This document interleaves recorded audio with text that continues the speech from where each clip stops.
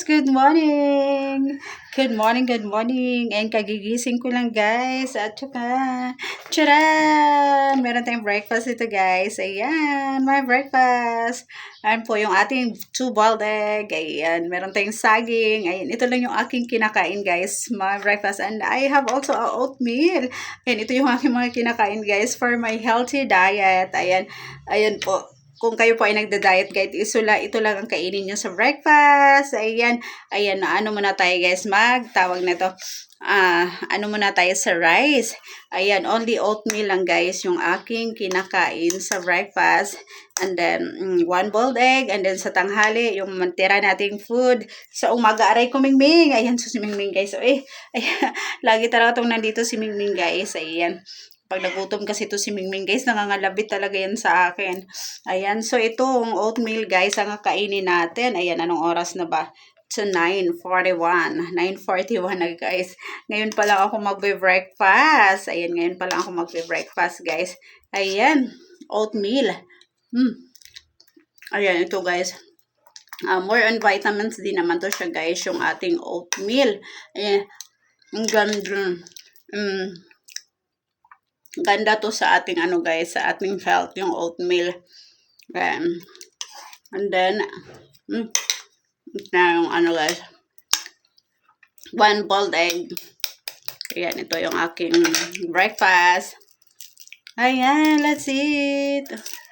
Let's eat guys. Ayan, ito lang sapat na. Ayan guys, dahil nagtitipid ako ngayon guys, wala pa yung aking payout. Wala pa. Kaya naman tipid-tipid muna tayo kasi low budget tayo ngayon guys. Low budget. Ayan, kaya naman sipag muna tayo guys. More sipag at syaga. Ayan, pray kay Lord.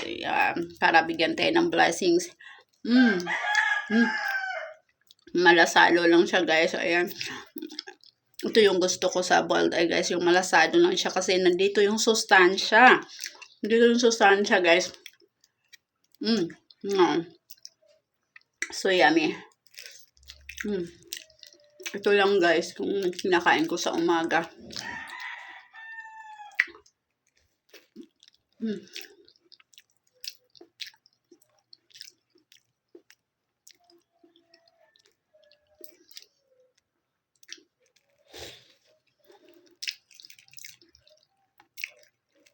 Ayan, so, ayan, okay na to for breakfast guys.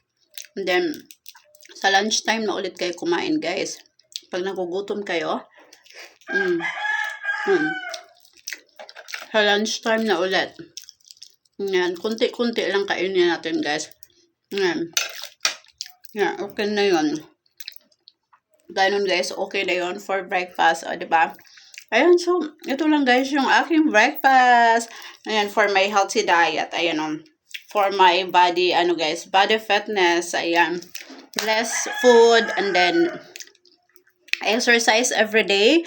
Ayan, yan po yung gawin natin guys para mag-fit yung ating body. Ayan, if you want to slim guys, ayan, less food, to exercise every day. That's the secret guys. Ayan, ayan yung natin guys. Look, ayan. O, diba, ang ganda na ng ating guys, figure. Wearing my favorite swimsuit. O, diba, ang ganda. I really love it.